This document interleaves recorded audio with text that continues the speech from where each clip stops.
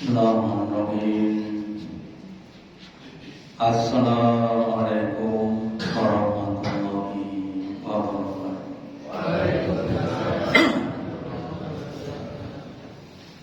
Alhamdulillah, alhamdulillahilladzi at'amana bi ni'matil iman wal Islam. Asyhadu an la ilaha illallah wahdahu la syarika lah wa asyhadu anna Muhammadan abduhu wa rasuluhu la nabiyya wa la rasula ba'da. Allahumma shalli ala Muhammad wa ala ali Muhammad kama shallaita ala ali Ibrahim innaka Hamidum Majid. Wa barik ala Muhammad wa ala ali Muhammad kama barakta ala ali Ibrahim innaka Hamidum Majid. Qala Allahu ta'ala fi kitabil karim, a'udzu billahi minasy syaithanir rajim.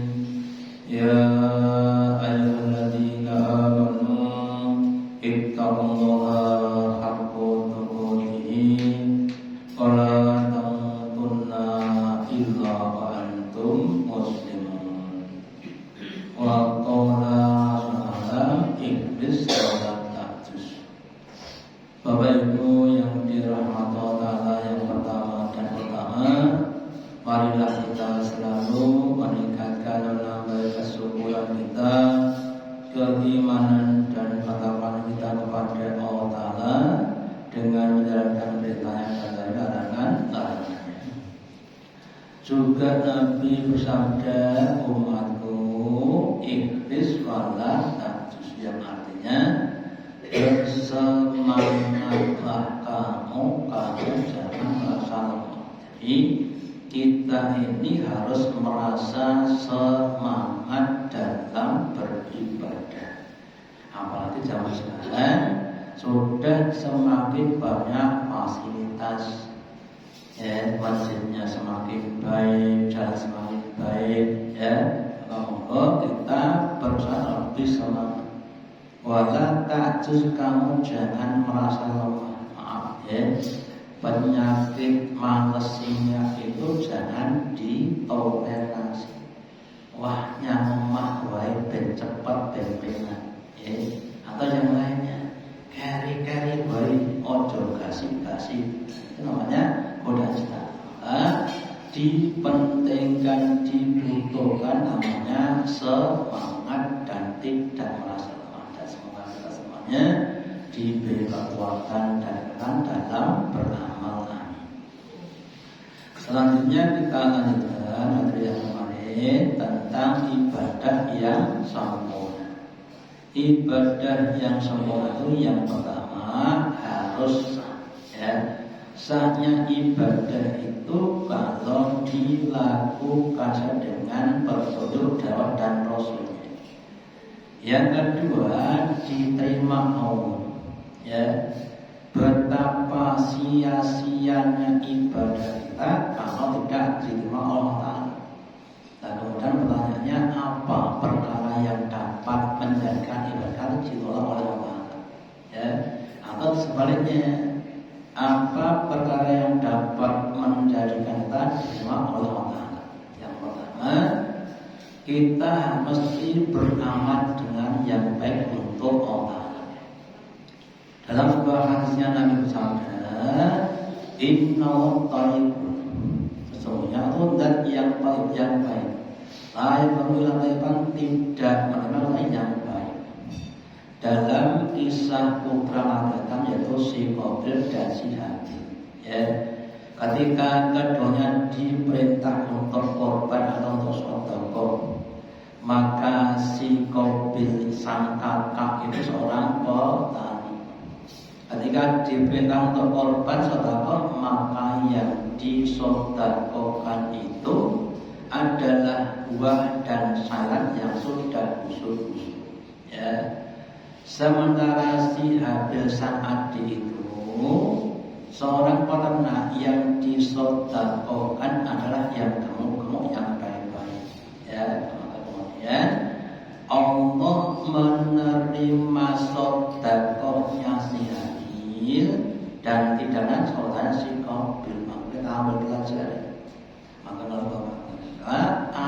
yang toib, yang bagus, yang sempurna. Jangan asal-asalan, ya. Suara-suara diterima, ya. Jadi kita kan amal yang baik, sholat yang baik bagaimana kita usahakan, ya. Mulai dari waktunya atau fadilahnya atau kaifiyahnya atau yang lainnya. Dan untuk yang lainnya puasa kita, sholat kita, baca itu jangan begitu. Ya, dengan untuk yang paling baik itu yang pertama. Yang kedua harus diniati dengan niat yang ikhlas, ya, tergantung pada niatnya. Dalam hadis yang masyhur, ya Bukhari dikatakan bahwa innamal a'malu binniyati. Sesungguhnya aku tergantung pada niat, makna amal yang baik. Kemudian di hadis yang lebih panjang ditunjukkan contoh-contohnya. Apa contoh bab masalah hijrah, ya. Hijrah dari Mekah ke Madinah itu ternyata banyak niatannya yang secara dibagi dua. Yang pertama, kalau hijrahnya itu demi Allah dan Rasulnya, ya, maka dia akan datang pada Allah dan Rasulnya. Tetapi kalau niatannya itu untuk bab dunia, contohnya apa? Saya mau supaya di sana dapat pekerjaan, namanya kan dunia. Atau gimana? Kalau saya kok hijrah, kalau nggak saya hijrah berarti nanti direbut orang, maka kemudian saya ikut itu, namanya juga dunia. Lalu untuk yang lainnya Bapak Ibu, ya, contohnya orang yang ceramah seperti saya, para mubalik ustaz yang ngajar berbagai macam pengajian atau yang lain. Niatannya apa? Ya, niatannya mencari pahala atau mencari selain pahala, ya, mencari ketenaran, mencari uang atau yang lainnya. Ya, kalau niatnya ikhlas maka akan jadi kebaikan bagi dia, termasuk juga yang lainnya. Nah, kalau jadi ustaz hanya untuk mencari balasan dunia, ya jawabnya cuma itu saja. Itu contoh, ya. Atau yang lainnya Bapak Ibu, ya Bapak Ibu, bapak-bapak yang saya, bapak-bapak itu selama ini Pak memberikan nafkah pada istri dan anaknya. Sebulan kita baru cukup begini, sehingga cuma kita seandainya saja ya. Seandainya sebulan 1 juta seandainya, nikah pun 30 tahun, berarti kita 1 juta penglunas, kita 12 juta penglunas kita. Kalau niat ikhlas itu akan jadi infak yang sangat luar biasa.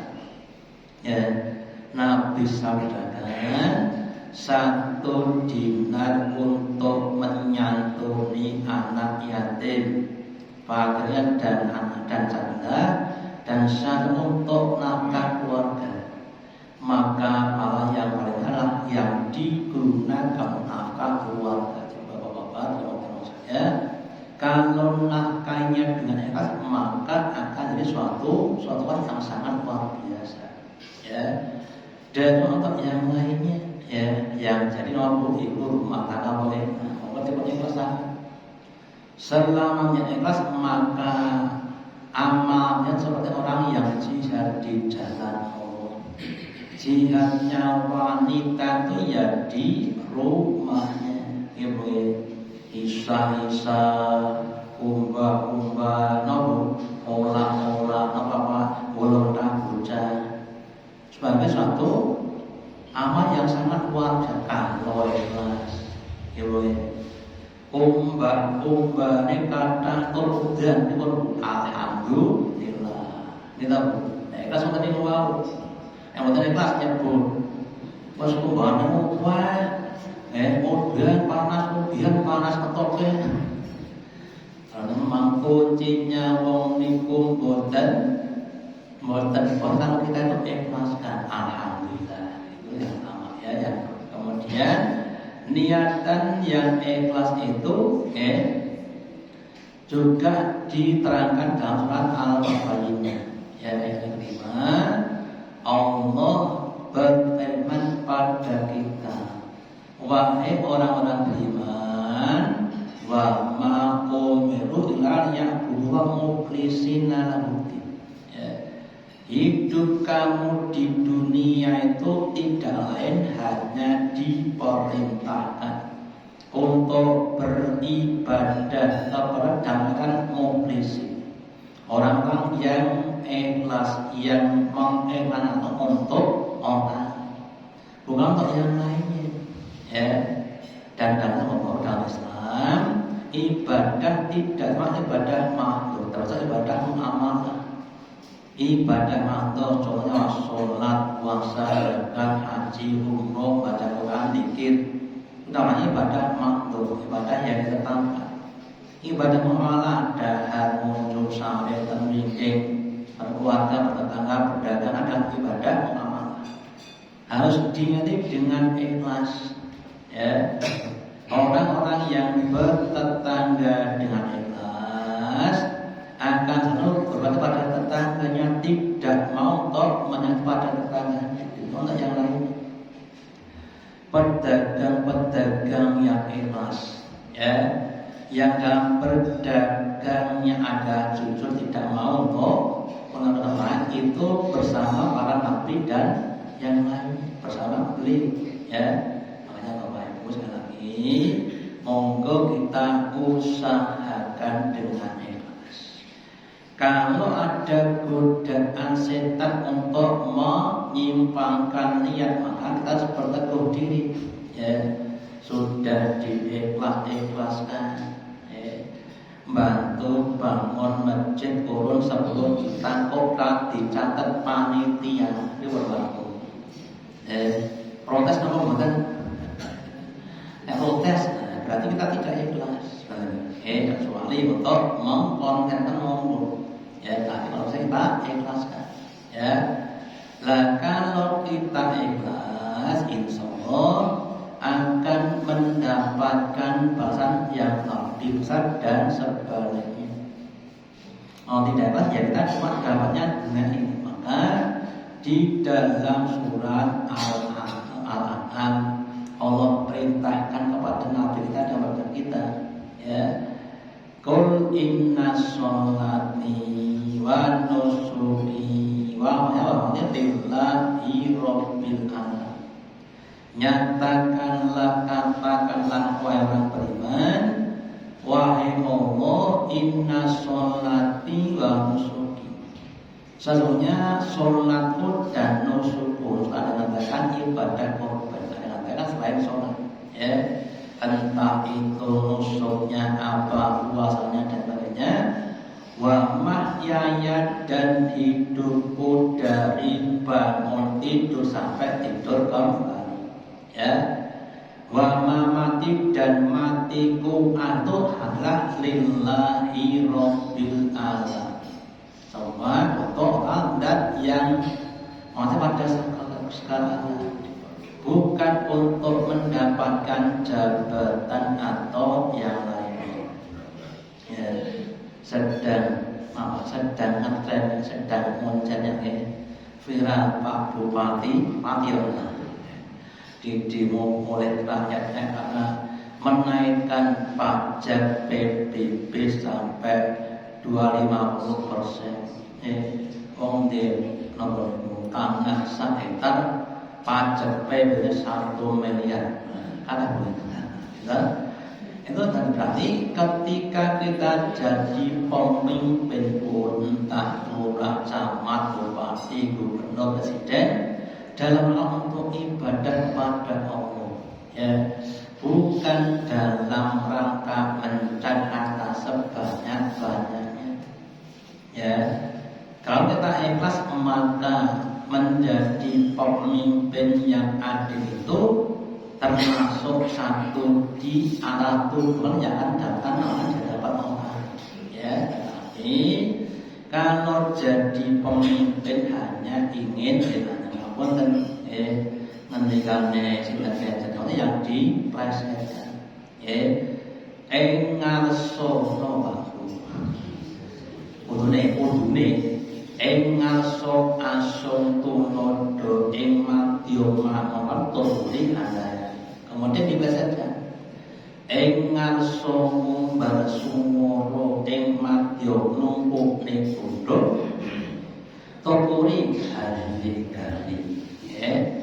Di depan tuh ngumbar sumara menghadap pada layarnya. Dalam perjalanan kemudian dia numpukne bodho sebanyak-banyaknya ya. Kemudian dia dari belakang diganti lainnya, tak ada yang tidak. Kemudian hidup dan mati semuanya untuk Allah. Menjelang kematian seorang Bapak Ibu, setan itu berusaha sekuat tenaga untuk menyimpangkan niat manusia. Contohnya ada termasuk kita. Selama hidupnya banyak ibadah. Menjelang akhir waktu, kemudian setan berusaha untuk menggagalkan ibadah. Dapat dengan mungkin wujud. Oleh zaman aku semua. Nek ibadah, nek orang terima atau yang lainnya. Kenapa? Akhir hayat itu sebagai penentu Nabi sabdakan inamal a'malu bikhawati, yang artinya sesungguhnya itu tergantung pada akhirnya. Di akhir hayat kalau dia kemudian kafir ya kan jadi rusak semuanya. Contohnya banyak pendeta namanya Barca juga begitu selalu mendoa supados diparingi husnul khotimah. Kita doakan jangan sampai ibadah sudah tapi kemudian husnul khotimah, jangan sampai begitu Nah kemudian kalau kita dari awal sudah banyak amal terus istiqomah sampai husnul khotimah akan mendapatkan pahala yang sangat-sangat banyak. Dan sebaliknya kalau kita dari awal kita banyak buat dosa dan berada pada suhu khotimah, contohnya Abu Lahab, contohnya Abu Jahal, maka dia akan dapat siksa yang sangat luar biasa. Kalau kemudian di dalam sholat itu kalau tidak dapat apa-apa, Allah dalam Al-Quran dikatakan bahwa wa ma li ahadin indamin turja dan tidaklah untuk seorang pun nikmat juga akan diberi sebagai balasan. Nikmat surga tidak akan diberikan kepada orang yang sholat, puasa, zakat, apapun amalan kecuali kecuali orang yang dia kemudian dilandasi dengan niat yang ikhlas. Contoh, ada 3 orang A, B, C. Si A itu orang yang tidak pernah sama sekali.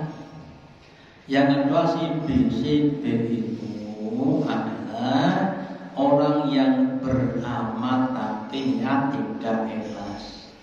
Si C itu adalah orang yang amal dan ikhlas.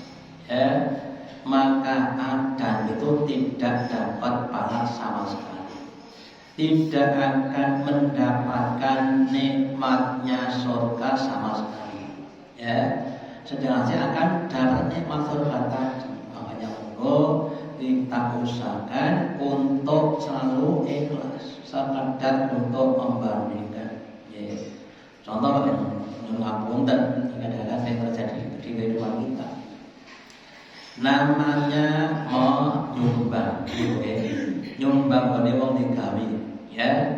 Kalau niatan kita untuk ben dibalik nesok kapan nek aku mampu. Ya paling dapat paling 2 kali.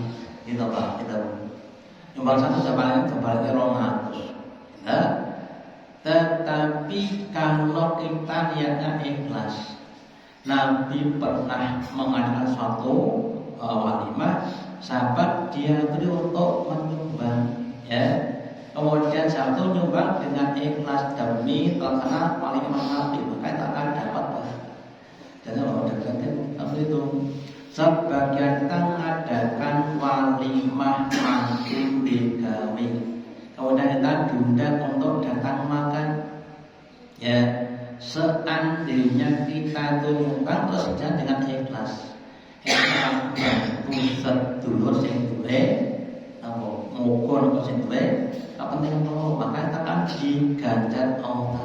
Dan sebaliknya memang banyak celah, ya, yang dapat digunakan untuk menggagalkan amalan, ya. Kita tidak henti-hentinya selalu minta petunjuk kepada supaya Allah berikan petunjuk kita untuk amal yang diterima tadi.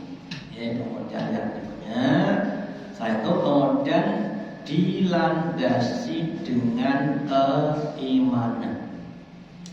Ada orang yang diambil yang dia punya amal yang sangat-sangat banyak, ya. Tetapi dia kafir tidak iman, maka amalnya akan ditolak oleh Allah, ya. Kemudian digambarkan sebagai berikut, ya. Manuna kafaru birab'amalun. Permisalannya amalnya orang yang kafir. Kalau mati istadat biru, ya. Seperti pasir yang diterbangkan oleh angin, ya. Kalau di Arab pada zaman dulu tempatnya tempat pasir-pasir, ya. Ada yang menggundul kemudian disebut namanya gunung, ya. Gunung apa? Gunung pasir. Kemudian di tempat angin gunung kemudian terbang, ya. Kemudian pindah. Orang kafir itu kalau beramal kebaikan itu seperti pasir yang diterbangkan angin ke tempat yang jauh, ya, sehingga tidak ada sisanya sama sekali, ya. Jadi hanya tidak diterima Allah. Kenapa? Ya? Karena tidak iman tadi, ya. Makanya amal itu bisa disebut amal soleh kalau dinyati dengan niat yang dan dia orang-orang yang beriman, ya. Kalau amal itu dengan orang kafir itu namanya amal toleh, amal maksiat tadi. Makanya monggo kita semuanya jangan sampai kemudian kita itu digoda untuk keluar dari Islam, ya. Terus kemudian diterangkan lebih lanjut, ya, dalam hadis Nabi, innallaha ya'muru mu'minan hasanatan. Sesungguhnya Allah itu tidak akan merugikan orang sedikit pun, ya. Jika dia beramal di dunia, Allah akan balas besok di akhirat. Sedangkan yang adalah rezeki yang dirahmati pada dia. Sedangkan orang kafir itu ketika mengkafirkan, dia dibalas di dunia dengan berbagai macam nikmat di dunia, ya. Ada dua orang A dan B. A kafir dan muslim, ya, sama-sama membantu tetangganya yang kesusahan, ya. A bantu 1 juta, B bantu 1 juta, begitu. Sehingga kan dapat nikmat di dunia, ya, dan tidak dapat di akhirat. Sedangkan si B itu dapat dan juga dapat akhirat. Jadi Bapak Ibu jangan heran kalau ada kemudian dapat nikmat yang banyak. Lupa itu kurangnya dermawan, ya. Kalau itu banyak itu juga lebih baik, memang sahabat itu, ya. Memang balasan untuk orang itu di dunia. Sedangkan tahu orang kata pahala besok di akhirat. Ya, istilahnya Bapak Ibu nyatakan orang itu kalau menanam padi Pak, yang itu apa Bu? Padi dan rumput gitu. Padinya orang untuk ternaknya. Orang itu kalau beli motor baru digilar, dapatnya adalah motor. Kenapa? Jaket, kenapa Bu? Itu bahasa Islam. Itu motor bukan? Itu bahasa Islam yang motor. Nah, jadi kita juga itu.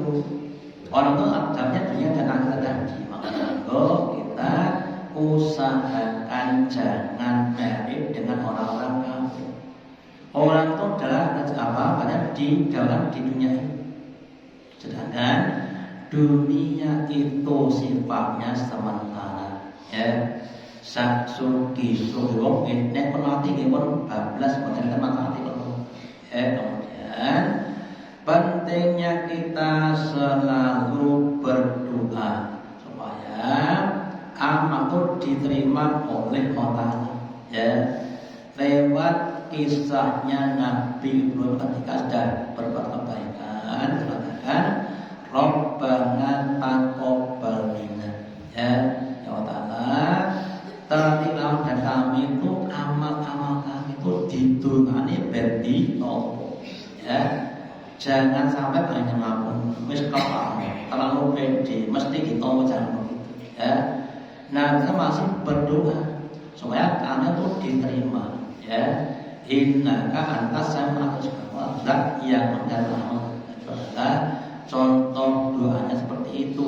Ya, kalau nggak bisa ya bahasa Indonesia, Allah terilah amal-amal kalian ini. Ya, kemudian yang berikutnya doa secara umum. Ya, ketika Nabi sholat subuh dan selesai, terus Nabi berdoa, Allahumma ini asal ilman nafi'an. Ya Allah, aku minta kepadamu ilmu yang bermanfaat. Artinya ilmu yang diamalkan. Ilmu tidak akan kalau tidak diamalkan. Yang kedua, wa rizqan thayyiban. Ya, adalah rezeki yang thayyib, yang baik, yang dapat menjadikan semakin baik. Gitu.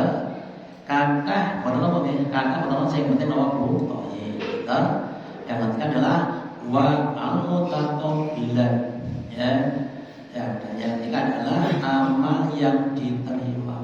Jadi kalau antum dengan insyaallah itu akan dapat barang yang banyak. Makanya doa adalah kita amalkan, utamanya dalam kita amalkan.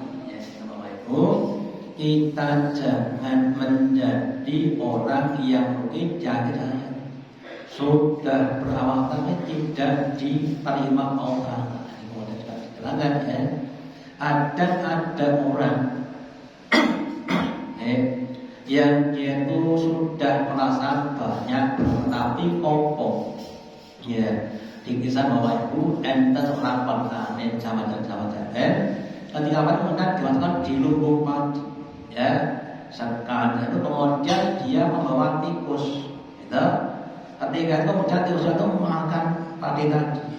Dia menyangka dia itu dapat dapat yang banyak itu, kemudian tahu kita usahakan berusaha supaya atau dan semoga kita semuanya Allah Ta'ala berkenan untuk menerima akad dan kelanjutannya sampai di akhirat. Amin.